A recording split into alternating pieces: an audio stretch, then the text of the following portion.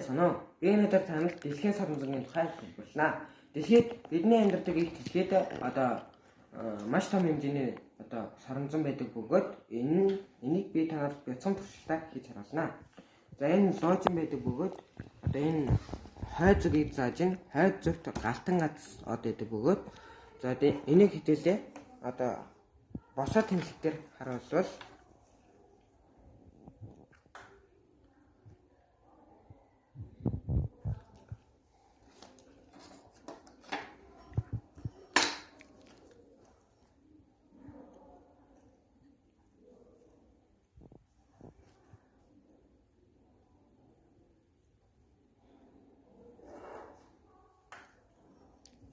за одоо ийм үсчээ. За тэгээд одоо бидний дэлхийн маань одоо ийм байдаг байна. За одоо дэлхийн хойд соромжон туйлын газар зүйн өмнөд туйлын орчин өмнөд өргөргийн 66.5 градус ба дорнод уртургийн 140 градуст Антарктид ТV-г заахад байрладаг байна.